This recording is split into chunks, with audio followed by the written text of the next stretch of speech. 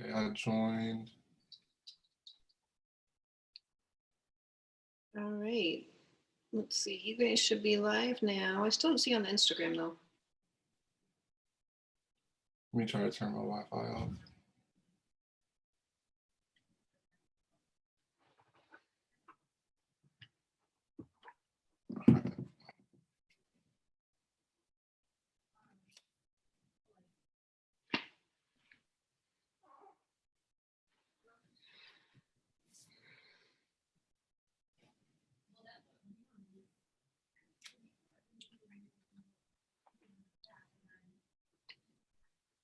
We're live on YouTube? We are live on YouTube now. Okay.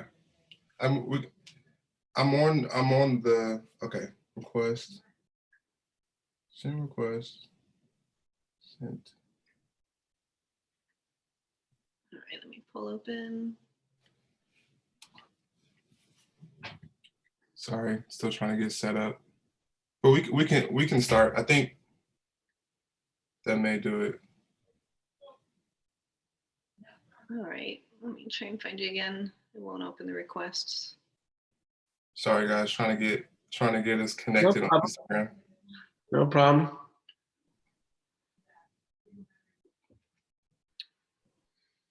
Okay. Oh, that's me. Hi, everybody. You don't want to see me. You want to see the mayor. No.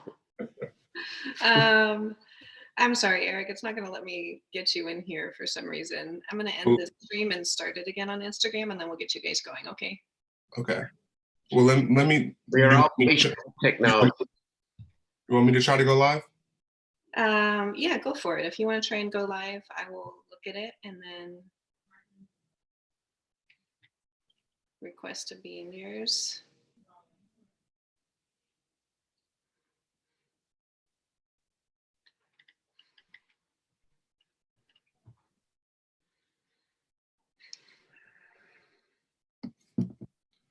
All right, yeah, I'm not live.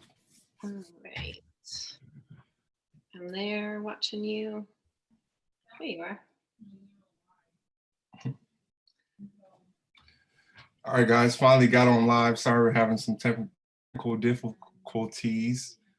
The mayor is joining on here pretty soon. I'm watching it. You might need to, there we go. I'm gonna request. Okay. Let me see how to add.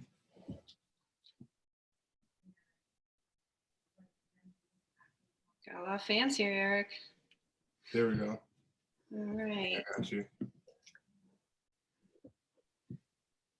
Did you get it? It's thinking about it. It should pop up soon.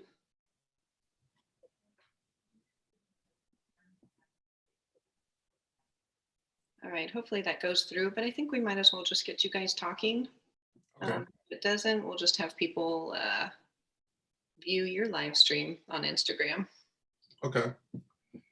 So it's good to have you on and good to talk to you. Good to we spoke a few days ago and we thought that this would be great to speak together publicly and kind of you know, talk about kind of what's been going on that everybody's dealing with, of course, COVID-19, and you know, all around the world people are affected by this, but you know, we both love Sacramento, and so you know, our family there is deeply affected. So just wanted to start off by asking, you know, kind of how have you been handling things? How have you how has life changed for you?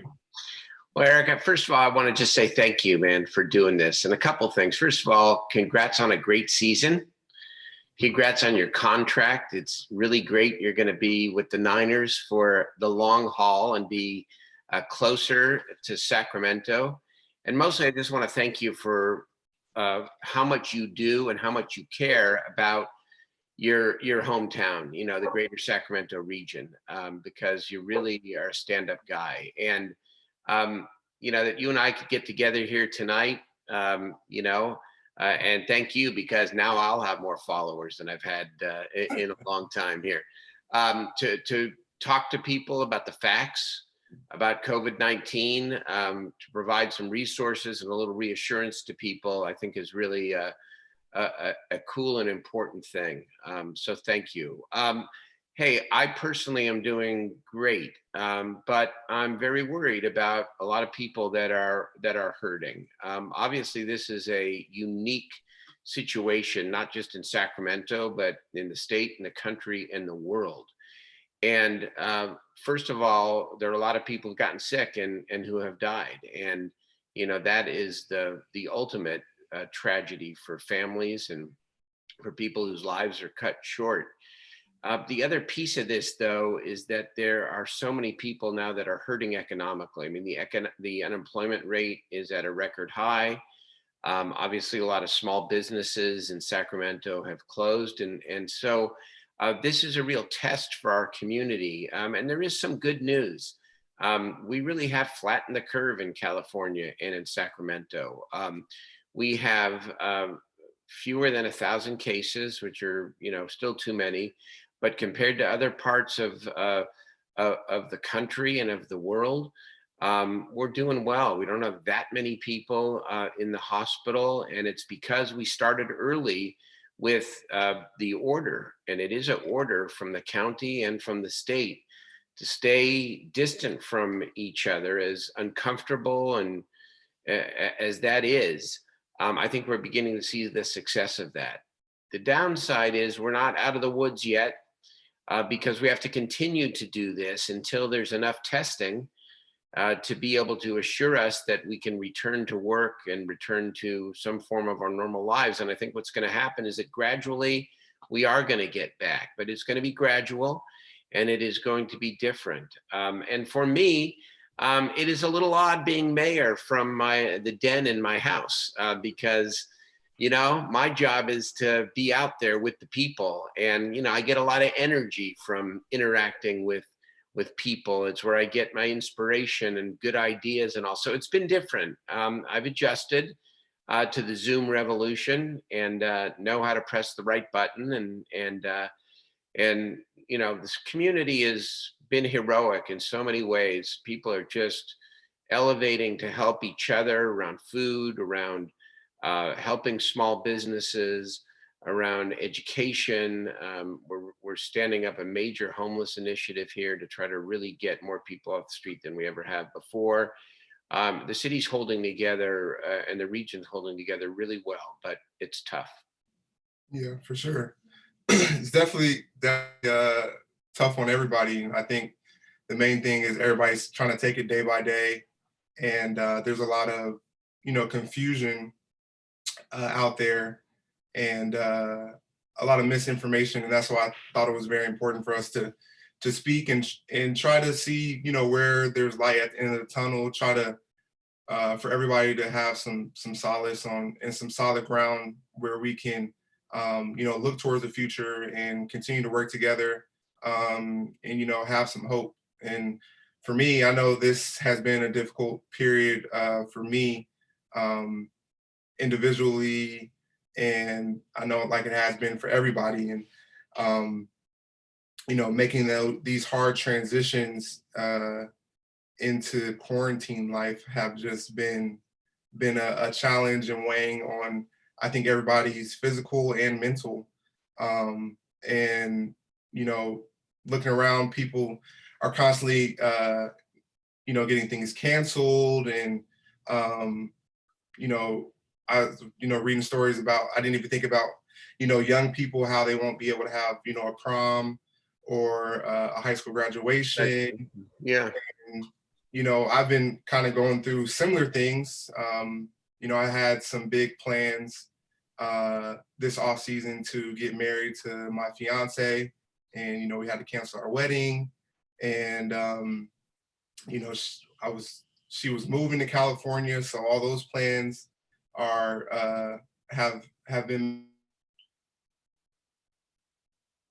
How'd you deal with that disappointment? It's I think the important thing is to I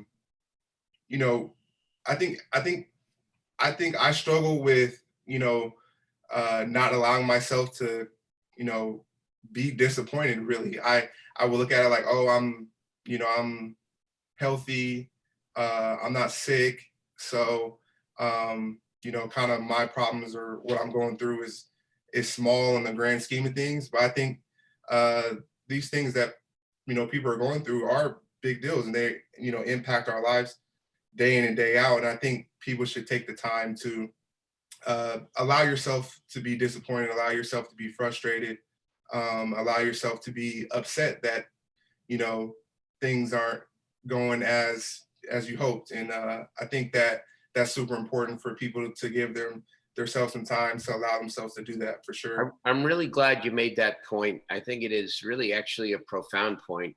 I mean, think about it when, if you have a friend or a teammate who's having a tough time, right? What do? What's your instinct? It's to pick them up. Right. That's what you do. But when you're having a hard time, or you're feeling like, God, I shouldn't be feeling this because I'm lucky because my life is good. Right.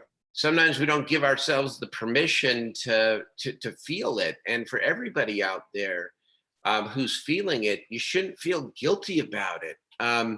Nobody's wallowing in pity. That's not what it's about. But you should allow yourself to feel the disappointment, and it's comforting to know that it's okay because you're not alone in this. Yeah. Oh, wow. Yeah. So. I think that. Sorry, I lost you. I lost the Zoom for a second. Let me get back to it.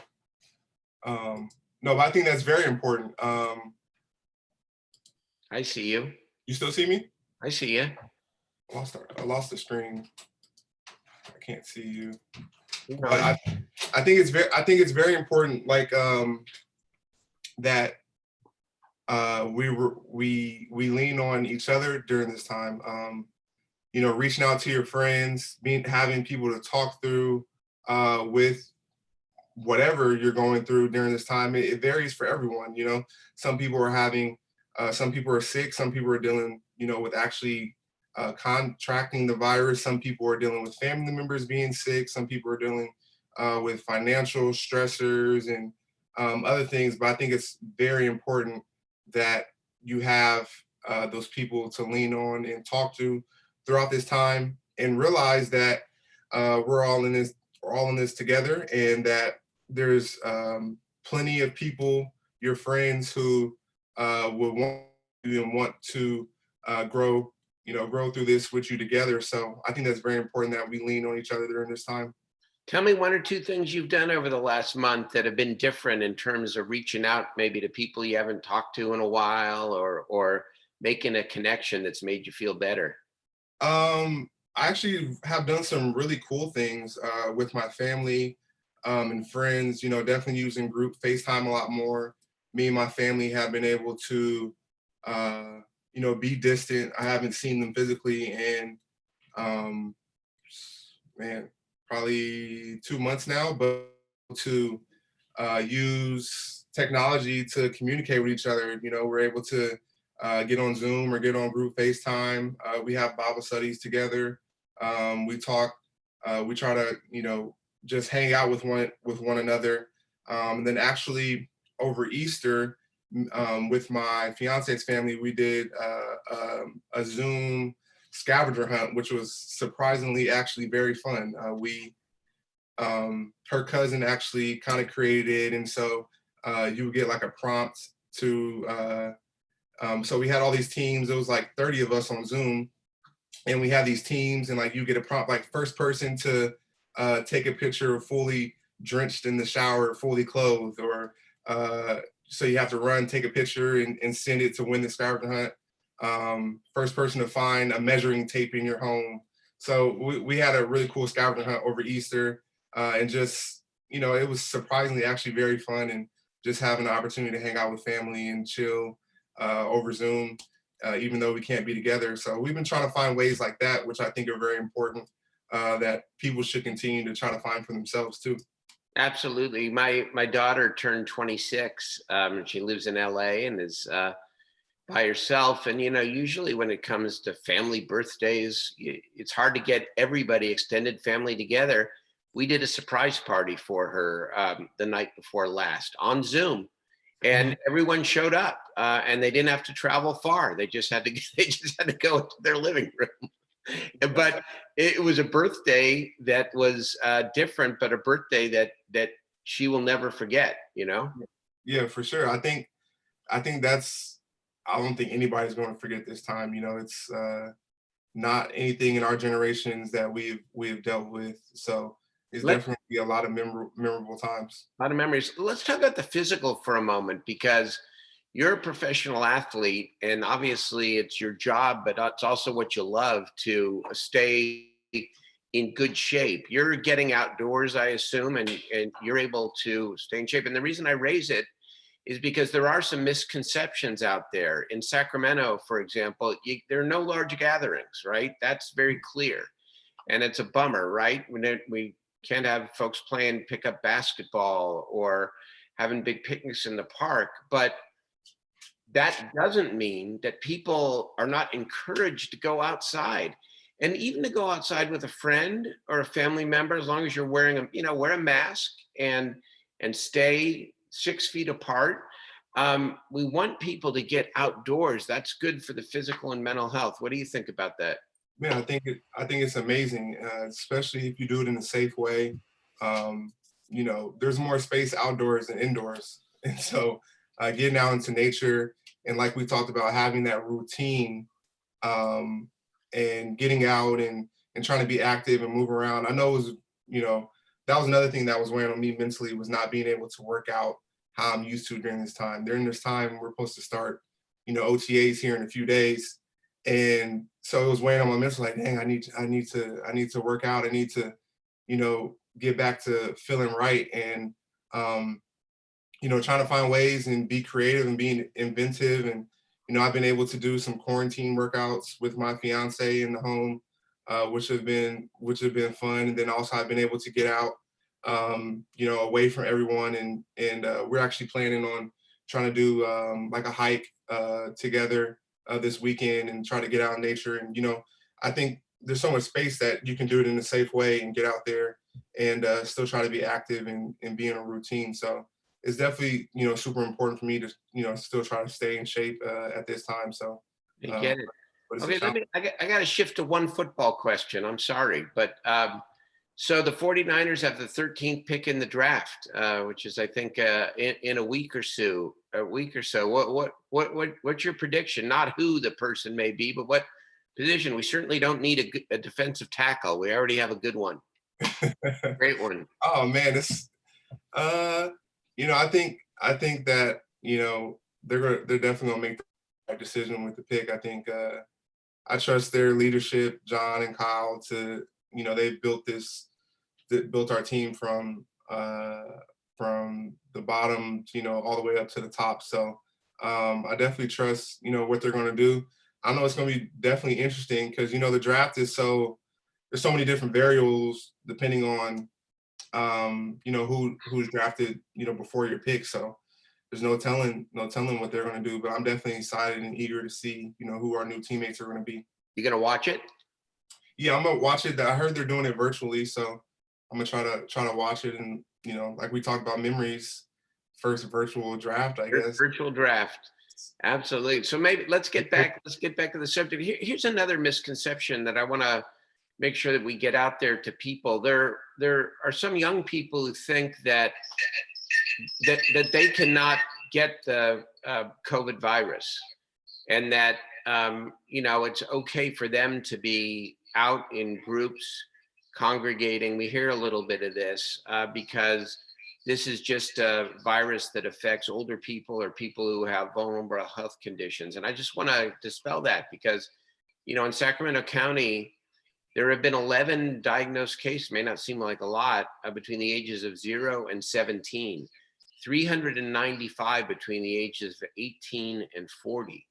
And so even though people who are older and have fragile health conditions are more likely to get seriously ill or die if they get the virus, people of any age can get it. And of course, if they get it, they can bring it home living with parents and or grandparents and get them sick too. So I wanted Just say that, and maybe you can comment a little bit about being safe. Yes, I mean, it's like, you know, I've been doing a bunch of interviews lately, and people are talking about football and when the season's going to be back. And of course, everybody's football fans and loves football. But the number one most important thing right now is protecting people's lives and keeping people healthy. And in order to do that, we have to follow these guidelines, continue to be safe, distance from one another, and that's the only way to kind of get through this and to get back to our normal lifestyles. I feel right now, if you're being kind of selfish, taking those chances, that this is just going to continue longer than it needs to be, and we're going to lose a lot more lives than we need to lose. So I think it's very important that we take it extremely serious right now, and so we can get back to that normalcy in our life. Yeah, I really appreciate again you saying that, because hey, this is how you make your living, and it's it is your life. But it is important to have perspective here, because you're darn right, football is important and professional sports, and we all miss it, right? It's one of the pieces of our lives that are missing. I mean, baseball season should just be getting going, and the NBA playoffs and winding down and all that. But we have other important things, and actually more important things we got to really think about, and it's the health of people. Absolutely, we're going to have to figure out how we get kids back to school by September, in a way that is safe, depending upon where we're at with testing and the state of the virus. And I think you're giving it some perspective here is really helpful for people to hear. And that actually is a good segue to, we've had a bunch of questions coming in about school and kids, trying to graduate and trying to stay up on their education and keep their skills sharp throughout this hard time. And I know a lot of people are, we talked about it a few days ago, trying to give youth access to technology to continue school, and also kids who don't have internet access, trying to fight to get them access to continue their school. So can you talk a little bit about the situation on both those kind of fronts? And I know you guys are doing a lot of work trying to get everybody who needs it what they need, but I know there's some challenges as well. Well, here's the thing. Thank you for asking. Here's the thing about this terrible virus. It's exacerbating a lot of the inequities that already exist in our community. And I know you've made schools a real priority. The work that you've done in South Sacramento and elsewhere is really important. But this has made it worse, because at least those young people who don't have access to technology at home could go to school.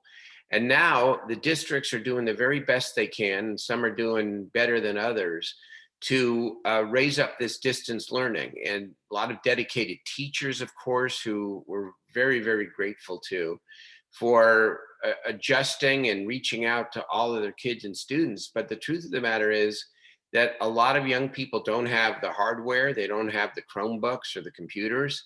And then if they have them, they don't have ready access to the internet. And so we are working real hard with our school districts and our internet companies, our technology companies, to try to fill as many gaps as possible. Companies like Comcast and AT&T and some of the other companies are offering free internet for 2 months. And so now it's a matter of matching the households, right, that don't have it. And you don't know that unless they come forward and say they need it in many instances. And so this is a struggle in real time. There's a lot of heroic work going on out there, but it really shows, I think, just how vast the gap is between kids from some neighborhoods and kids from other neighborhoods. And we've got to get everybody back to school in some way physically by September. And that to me is one of the absolute highest priorities. And in the meantime, do the very best we can to reach as many of our Sacramento kids and make sure that they get everything that we have to offer them here. Yeah, that's amazing. And yeah, that's, we've had conversations. That's extremely important to me. and trying to find ways to make sure that youth can stay in school and stay up on their schoolwork, and trying to do everything we can to make sure that they have every opportunity that they have at their fingertips to be successful. And it really starts there. And this time is affecting everything. It's affecting school too, which a lot of people don't necessarily think about. So if we can continue to find ways to make sure every kid has that, I think that's super important. Yeah. Some of the other questions people had were just hope, light at the end of the tunnel, like where I know it would bring me a lot of comfort if I had and I know it's a hard question to answer, but I know it would bring me a lot of hope if I had okay, I have a time frame for when we can get on the other side of this. Well, there is hope, first of all, because this state is not going to, we're not going to be in this state forever. We are not. And in fact, if you look at the last couple of weeks, we've had real success, as I said earlier, in bending this curve, both in California and in Sacramento.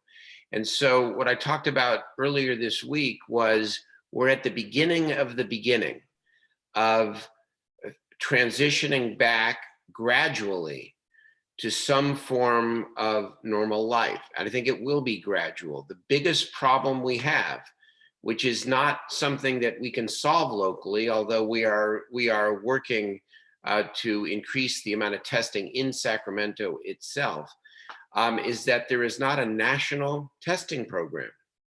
And until you have the tests, you don't know who's positive and therefore must remain isolated.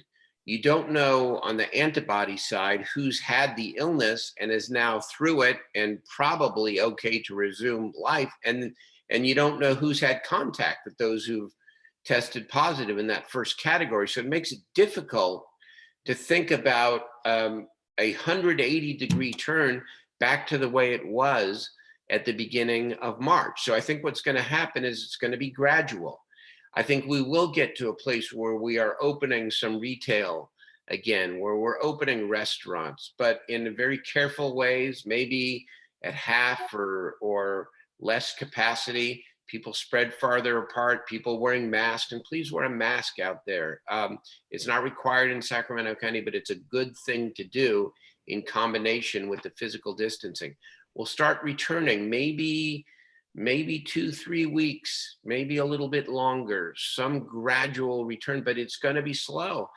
And, thinking about the NFL and thinking about theater and thinking about large gatherings, I think that's going to be one of the last things that we bring back here until there is a lot more testing.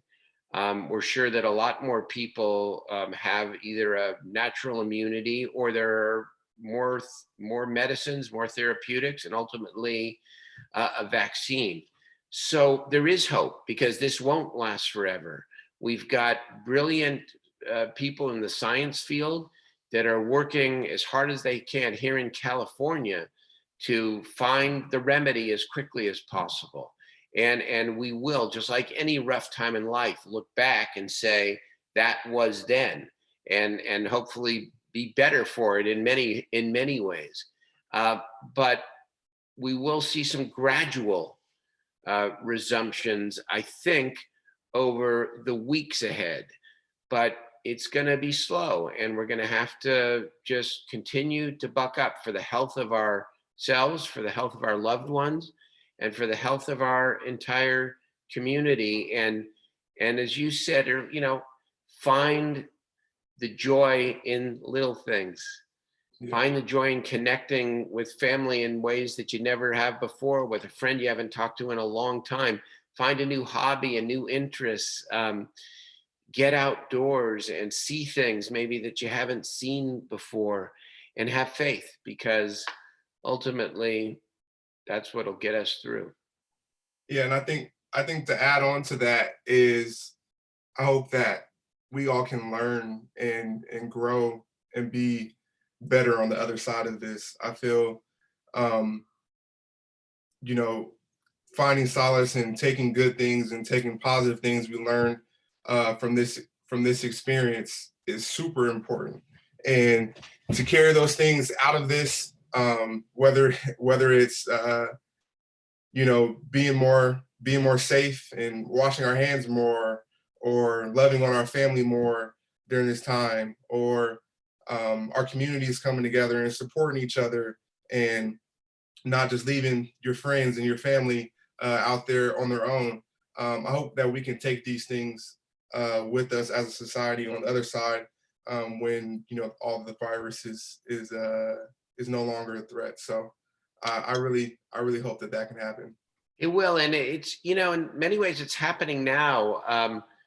It's inspiring to see the way the people of Sacramento have stepped forward to help others. I mean, we've raised over $1 million in our Donate for Sacramento fund to benefit those who are dealing with the lack of food, or small businesses who need a bridge if they haven't been able to get, any of the federal aid. Some of the, a lot more support for the homeless population. There's just been an incredible outpouring. And the question people always ask is, what can I do? And the other thing, Arik, before I forget, and I know our teams have got a little slide or two to put up on the screen. If you're really in a desperate situation and you're feeling like, you just can't handle it anymore, there are a lot of resources out there. There are a lot of people who are professionally trained who you can talk to if you're really depressed or you're anxious. God forbid you're in a domestic violence situation, and you need to talk to somebody about what to do. There is a lot of support. And so we're putting all that, I know, on our engagesacramento.org blog. And I know you're going to use your social media to put all of that information out as well. There are a lot of resources out there. Yeah, I'm going to be posting. I'm going to be posting all these too, so people don't have to take screenshots and write them down immediately. I know. So yeah, I'm definitely going to be posting all these, trying to give people as many resources as possible during this time. World Space is an amazing company. I know about them. So yeah, I'm definitely going to be posting these and trying to give people access to as much resources and support as possible, because I definitely think we can't do this alone, and everybody needs somebody to call, and issues that people are going through. So I think that's very important. You meet a lot of people, I know when you come back to Sacramento, you make a real effort again to visit schools and to see what you can do to be helpful in the community. When you talk to a young person who's maybe struggling, what's your message, and what would you say to them now? Oh man, I just try to be present and be there, and talk to them, and just let them know that someone cares about them, and that someone's interested in their life and what they're going through, and just show genuine love, show genuine compassion, and show genuine care for another individual can go a long way. And that's really the main thing that I try to provide, and hope that I can help in some way, is just trying to be genuine and authentic, and just show love and show care. And then with that, trying to do everything I can to back that up financially, because people need resources. But when I talk to youth and people day in and day out, it's really just trying to show people that I'm just a regular guy just like you.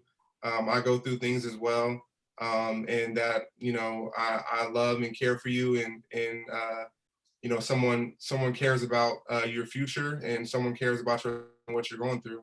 So that's really just what I try to show. I appreciate it. I appreciate it. So maybe an even more important question: what's it like to tackle Aaron Rodgers? It's when you're able to get him, you know, he's a future Hall of Famer. So when you're able to get him, you know, in front of, you know, thousands of people, it's definitely an exciting moment for sure. That's great. I know all of these resources are popping up on the Zoom screen here, which is really good. And again, you can go to Arik's social media or my various sites. Engage Sacramento, Engage Sac. Excuse me, not Sacramento. I've only been in office 3.5 years. EngageSac.org. Very good, man. What else do we want to talk about? Oh no, I think that's been amazing. I think you know, the main thing that I wanted to talk about is try to give people some hope, give people some resources, show that there is light at the end of the tunnel. I think we are, like you talked about, I think we are going to see better days here soon. And that's some great things to look forward to. And in this interim, there are plenty of resources out there that that you can tap into to you know, help get you where you're going through. And then really just on the other side of this, I hope that we can carry some of these positive things we learned throughout this experience with us. That's, man, it's well said. I can't say it better. So it's really good to be with you. You know what? Be healthy, be safe. Thank you. Thank you. Thank you for caring about your community. Mm-hmm. And may the Niners get back to the Super Bowl sooner than later. Yeah, we'll be back for sure. Appreciate you taking some time. You know, it's always great talking to you and talking about Sacramento. And you know, I appreciate what you do for our city, being the leader of our city. And you know, anytime Sacramento is improving and getting better, it makes me extremely happy. So I'm glad that you're our leader. Thanks so much, Arik. All the best, everyone. Thank you.